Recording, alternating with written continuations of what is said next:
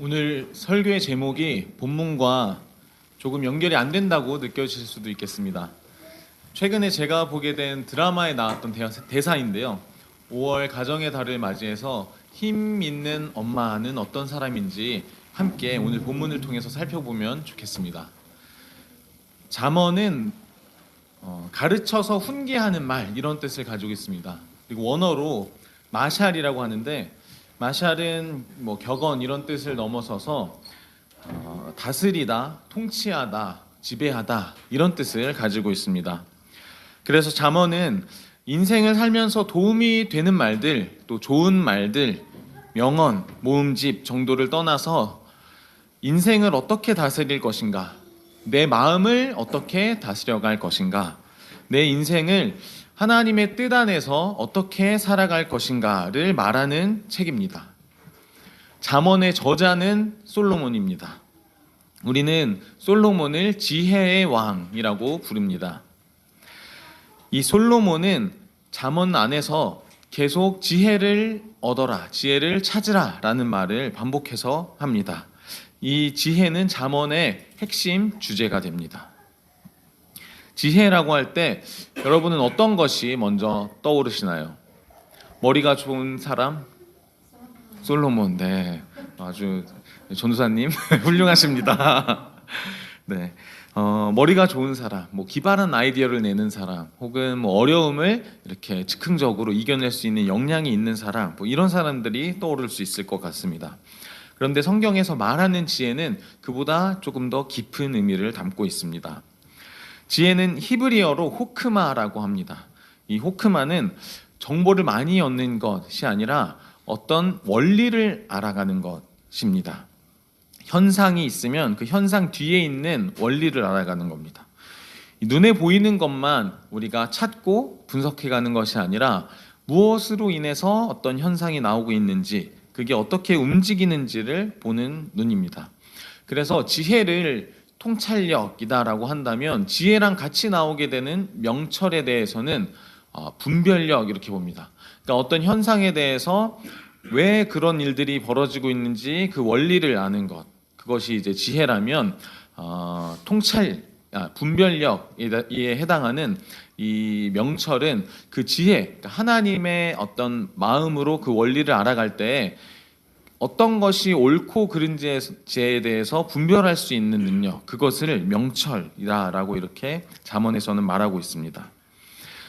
실생활에서의 어떤 예를 한번 들어보겠습니다.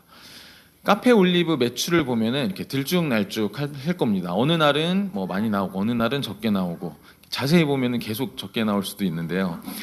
그런데 지난 3, 4월을 보면은 굉장히 이제 매출이 아마 많이 나왔을 것으로 저도 추정합니다. 왜냐면 굉장히 바빴었거든요. 사람들은 그 겉으로 보이는 이제 매출을 보면 3, 4월은 이제 학교 개학이 있으니까 좀 바빴었나 보다, 혹은 이제 봄이 오니까 사람들이 밖에 나오는구나, 이렇게 생각할 수 있습니다. 그런데 자세히 그 안을 들여다보면 그 안에 그 매출의 중심에는 버터떡이라는 아이템이 있습니다.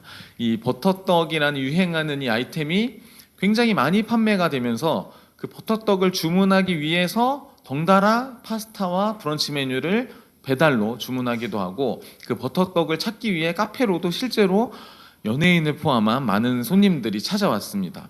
그러니까 이 3, 4월에 매출이 많이 나왔네, 이 현상을 봤을 때 그러면 내년도 3, 4월을 한번 기대해 봐야지 하는 것은 이제 겉으로 보이는 것들이겠고요.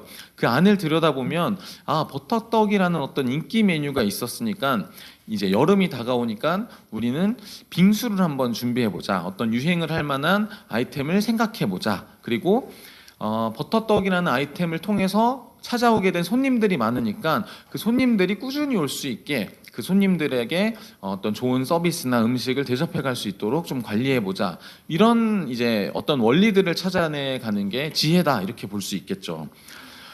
하나님이 보시는 지혜는 거기서 한 발 더 나아갑니다. 그러니까 어떤 현상에 대한 원인을 분석하는 데에서 그치지 않고 우리에게 왜 그런 환경을 허락하셨는지 하나님의 마음을 찾아가는 것, 그것이 하나님께서 말씀하시는 그 솔로몬이 말하는 지혜입니다.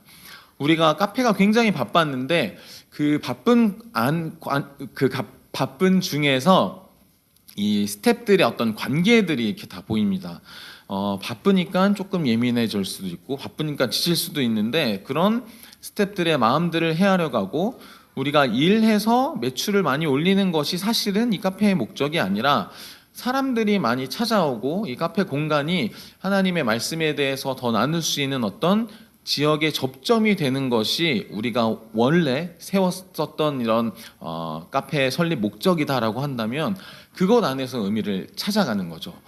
우리 교회에 출입하는 사람들이 많아지고 이 카페에서의 어떤 운영을 통해서 우리가 지역의 선교를 해가려고 하는데 그 아이템들을 가지고 강서고등학교에 가서 아이들과 함께 만나는 데 사용한다든지 어떤 선교 헌금이 모였으니 그게 어떤 목적에 맞게 사용이 된다든지 그리고 우리 관계 안에서는 그런 하나님의 나라가 어떻게 이루어져 가고 있는지를 사실 보는 것 그게 정말 하나님이 말씀하시는 지혜다 이렇게 볼 수 있습니다.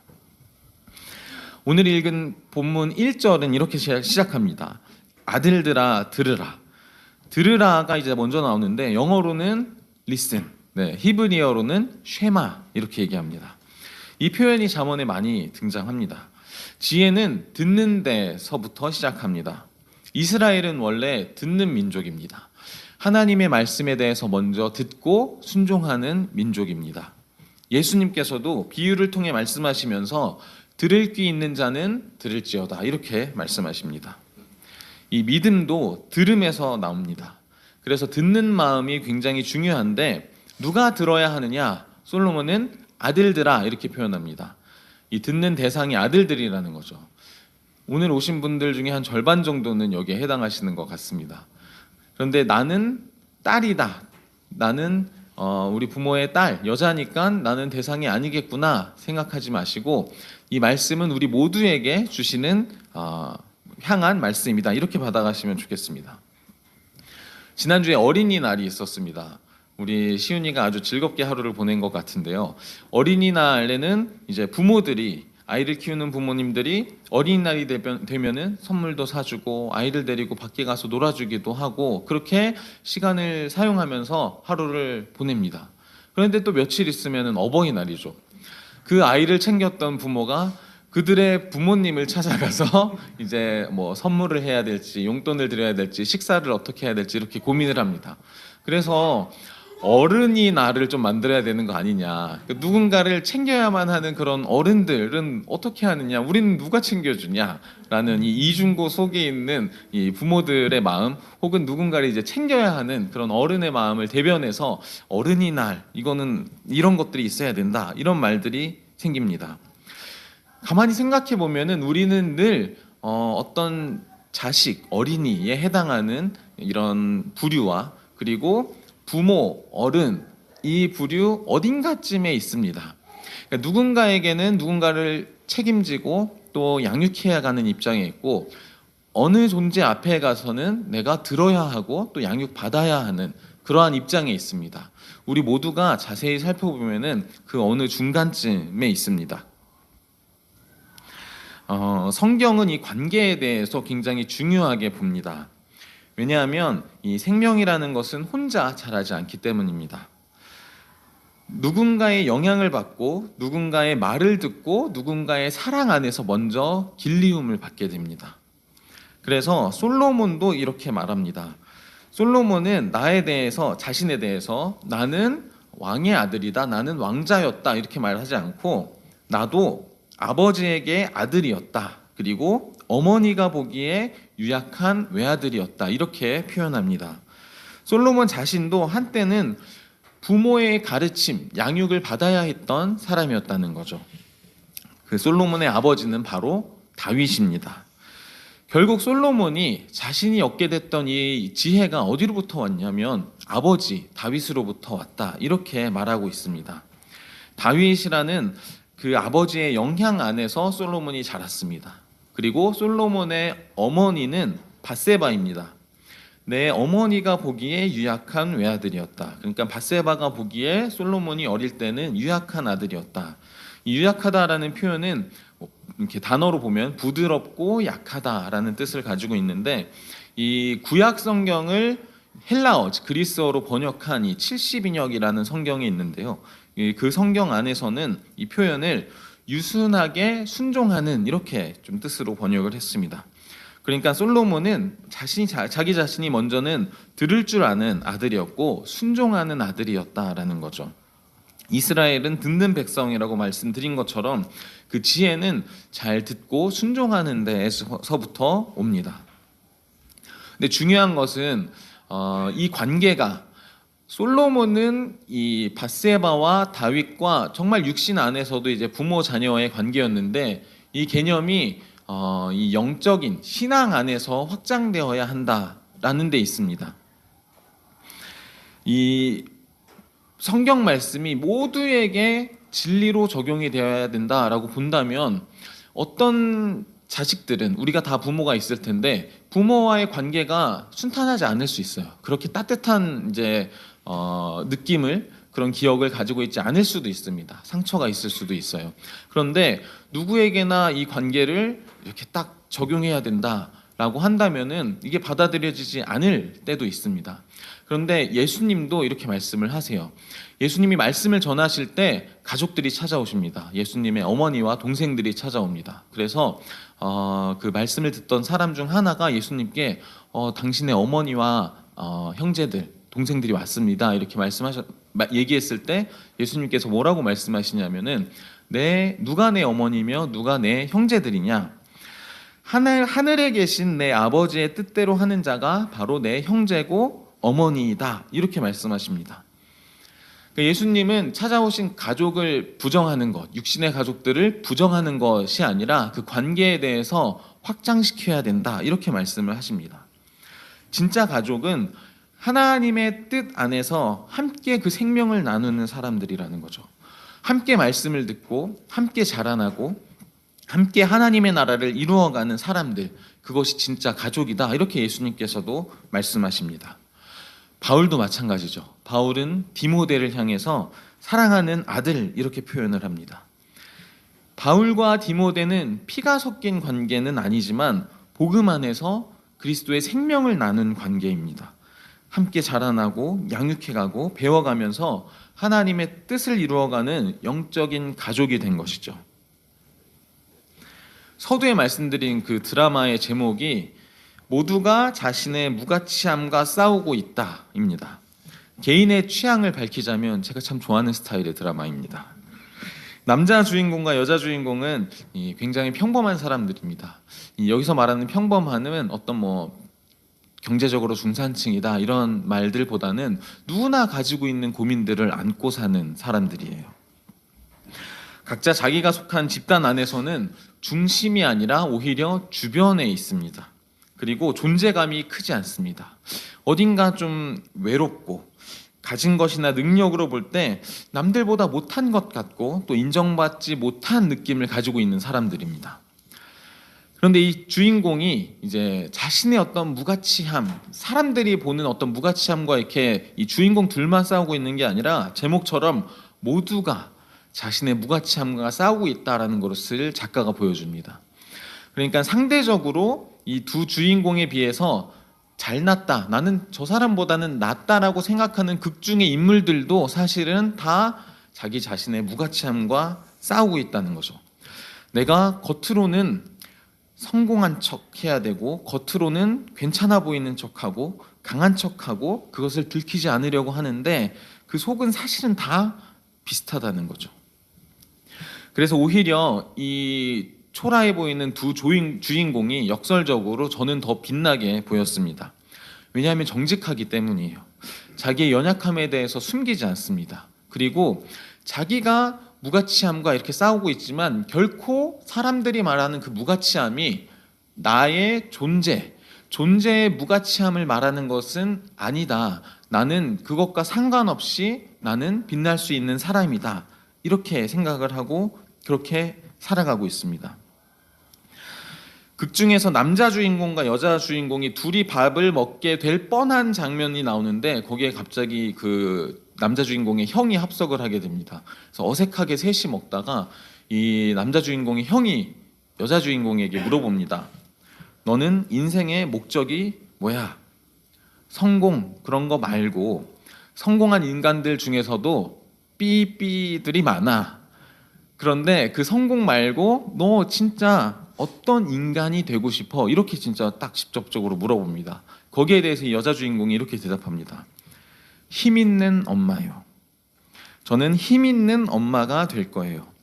돈 있고 백 있어서 힘 있는 거 말고 어떤 상황에서도 흔들리지 않고 고요한 중심에 서 있는, 그래서 옆에 있는 사람도 안심하게 해줄 수 있는 그런 엄마, 그런 여자가 될 거예요. 이렇게 대답합니다.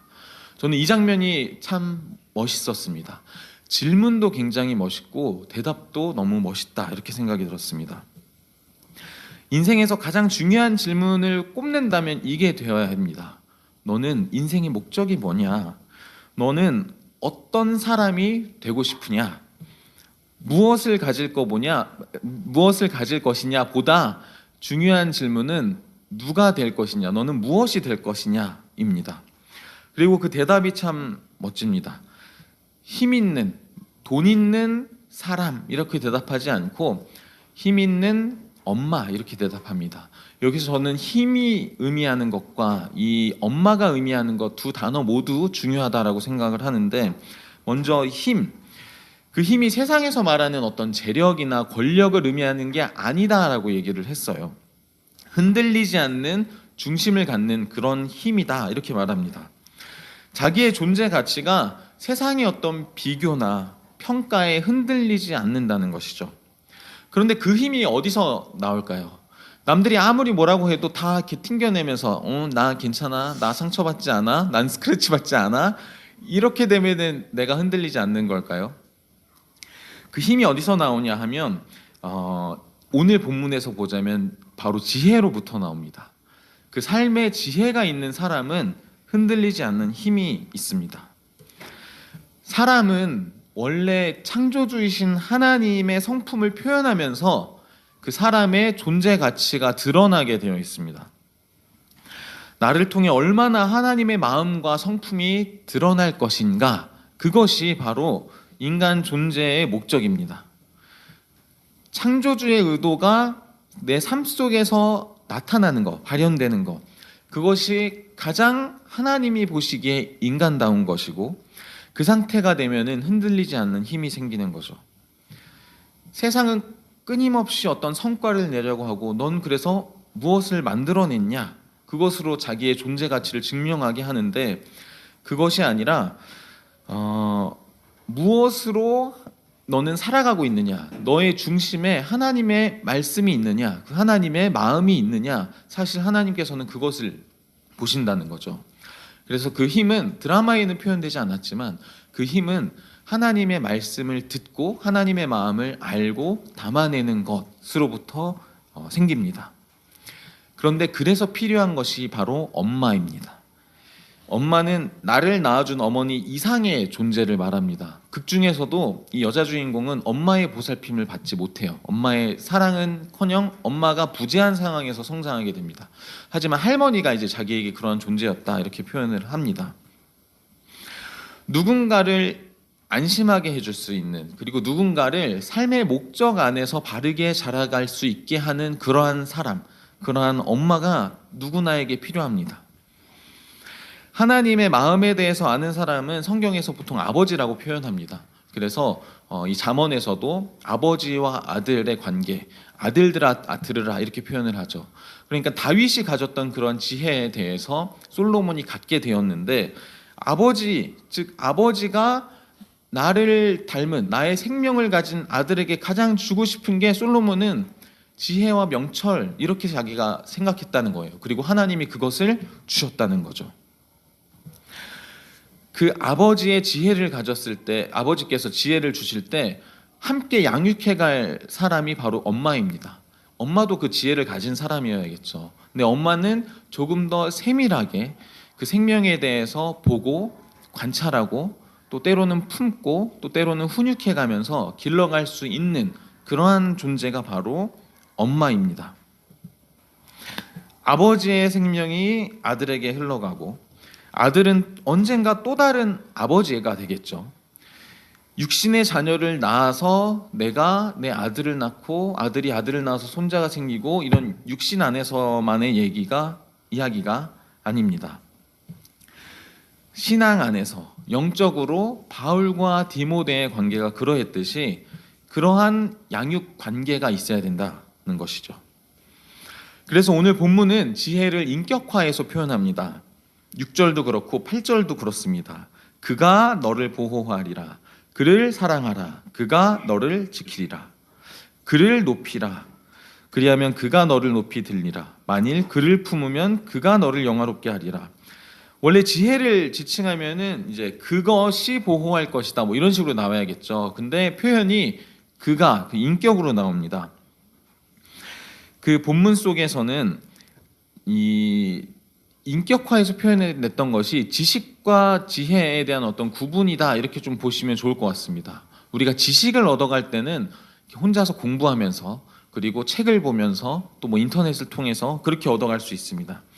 그런데 지혜는 그렇지 않습니다. 그 하나님의 마음을 품고 있는 사람을 통해서 그 지혜가 발현이 됩니다.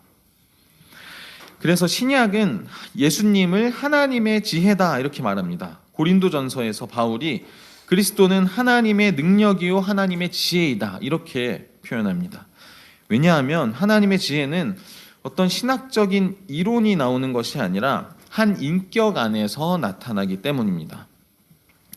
하나님의 마음 그리고 하나님의 법이 실제 삶으로 드러나는 존재, 하나님의 뜻과 성품이 눈앞에 보이도록 나타난 한 존재, 그분이 바로 예수 그리스도이십니다. 그래서 그 지혜를 통해서, 지혜를 가진 사람을 통해서 내가 지혜를 배울 수 있다 이렇게 말합니다. 7절을 보면 지혜가 제일이니 지혜를 얻으라. 내가 얻은 모든 것을 가지고 명철을 얻을지니라. 이렇게 솔로몬이 말합니다. 지혜가 제일이라는 거죠. 다른 모든 것도 세상에 중요하다고 생각하는 것들이 많을 것입니다. 그런데 그거 다 가져와도 제일 중요한 것이 지혜다. 하나님의 마음을 아는 것이다. 이렇게 표현합니다. 심지어 내가 가진 모든 것을 다 주고라도 그 명철을 얻어가라. 이렇게 표현합니다. 목동은 교육열이 굉장히 높은 곳입니다. 학원들이 넘쳐나는 이 사교육의 메카와 같은 곳이죠. 이 지역을 이렇게 돌아다니다 보면은 사람들을 보면 특히 이제 학부모들을 보면은 모든 것을 주고서 이 교육을 시키고자 하는 마음, 아이들의 교육에 가장 큰 열을 올리는 것 같습니다. 그런데 그 교육이 뭔가 전인적인 교육, 참 사람답게 길러가는 교육보다는 학원에서 어떤 정보들을 가르쳐서 공부를 시켜서 좋은 점수를 아웃풋으로 얻어내게 하는, 거기에 조금 더 많이 관심이 있는 것 같습니다. 학교 교과 일정에 맞는 교육은 기본이고 선행학습도 해야 되고 또 그런 시험 준비를 통해서 점수를 얻고 모든 것을 다 주고도, 그러니까 부모들은 열심히 이제 일을 하겠죠. 그리고 같이 아이들을 길러가면서 또 이제 막 학원에 이제 데려다주고 또 차로도 이렇게 막 가서 이 학원 가는 시간이 되면은 목동 길이 굉장히 막힙니다. 그렇게 모든 관심들을 아이들의 교육, 특별히 어떤 시험 점수에 점수를 얻어가는 것에 그 모든 것들을 붓고 있는 것 아닌가 이런 생각이 듭니다. 그래서 아이를 길러갈 때 지혜가 필요하다고 생각합니다. 아이를 지혜롭게 길러가는 것은 지혜 있는 부모가 되는 것입니다. 만약에 부모가 아이들이 자라나서 성공해야 되고 돈을 많이 벌어야 되고 사회적인 지위가 높이 있어야 된다, 그런 마음을, 그런 가치관을 가졌다고 생각해 보세요. 그러면 그 마음이 아이들에게 고스란히 전해질 것입니다. 그런데 솔로몬은 이렇게 말하죠. 그 모든 것을 다 주고 하나님의 마음을 배우는데 그 모든 것을 다 써라.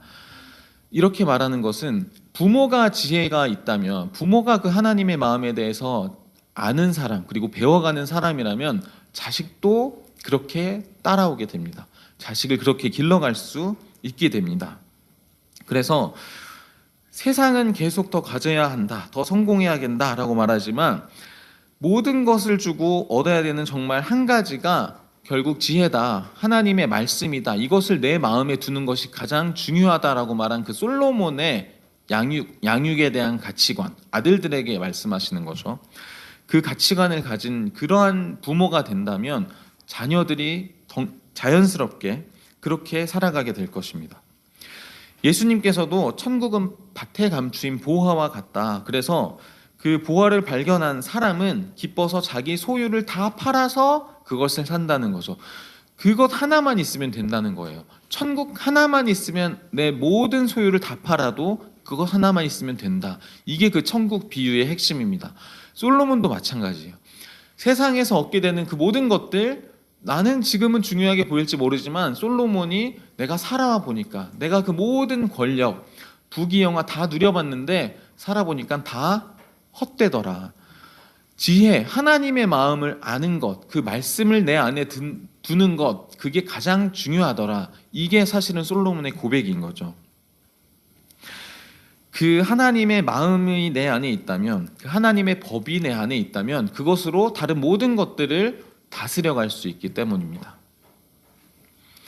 8절, 9절에 보면은 그 지혜를 높이는 사람에게 영화로운 면류관이 주어진다고 말합니다. 이 면류관은 왕이 쓰는 거죠. 그래서 지혜로운 사람은 왕 같은 제사장으로, 그러니까 나의 뜻이나 어떤 나의 욕심이 아니라 하나님의 뜻으로 자기 인생을 다스릴 수 있는 사람, 지혜로운 사람은 바로 그런 사람이다라는 겁니다. 솔로몬은 6절에서는 이렇게 말합니다. 그를 사랑하라, 그가 너를 지키리라. 사람을 지키는 것이 돈이다 혹은 권력이다라고 쉽게 생각하는 사람들이 많습니다. 돈으로 다 된다, 다 나를 보호하기 위해서 이 재산들이 필요하다, 이렇게 생각하는 사람들이 많습니다. 그런데 그것이 아니라 지혜가 나를 지켜줄 것이다 라고 말합니다. 그리고 지혜는 말씀드렸다시피 인격화돼서 표현이 됩니다. 그러니까 그 지혜가 있는 사람, 지혜로운 사람, 그리고 그 지혜로운 사람과의 관계, 그것이 결국 나를 지켜줄 것이다 라는 거죠. 내가 하나님의 뜻 안에서 사는 것, 그 안에서 나를 지켜줄 것입니다. 결국 내가 어떤 사람을 가까이 하고 있는가, 어떤 관계 안에 머물고 있는가, 그것이 우리의 인생의 방향을 정해줍니다. 그를 사랑하라 라는 것은 결국에 그 지혜를 가진 그 사람을 사랑하라, 그 관계를 사랑하라 라는 뜻입니다. 어린이날과 어버이날이 함께 있는 5월입니다. 어린아이는 혼자서 자라지 못합니다. 누군가의 품이 필요합니다. 그리고 부모도 하루아침에 부모가 되는 것이 아닙니다. 아이를 낳았다고 부모가 되는 것이 아닙니다.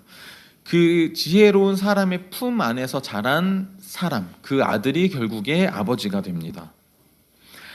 오늘 드라마 속 표현으로 말하자면 힘 있는 엄마는 결국 지혜로운 인격입니다.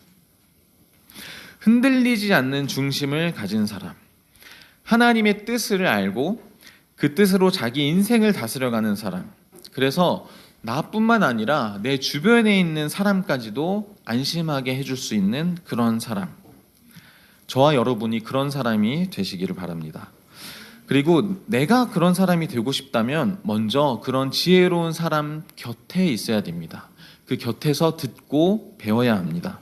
그 영향권 안에 있어야 됩니다. 말씀을 듣고 생명을 나누고 함께 하나님의 뜻 안에서 살아가는 그 공동체 안에서 우리는 하나님이 주시는 지혜를 배우게 됩니다. 모두가 지혜가 있는 그런 힘 있는 엄마가 되시기를 소망합니다. 그리고 그런 힘 있는 존재의 품 안에서 사랑받는 아들, 그 사랑받는 어린아이가 되시기를 기도합니다. 하나님 아버지, 오늘 말씀을 통해 참된 지혜가 무엇인지 다시 바라보게 하시니 감사합니다. 세상이 말하는 성공을 쫓는 것이 아니라 하나님의 뜻을 알고 그 뜻 안에서 흔들리지 않는 그 중심의 힘을 가진 사람이 되게 하여 주시옵소서. 우리 모두가 솔로몬이 그러했던 것과 같이 하나님과 공동체 안에서 사랑받고 양육받는 자녀가 되게 하여 주시옵소서.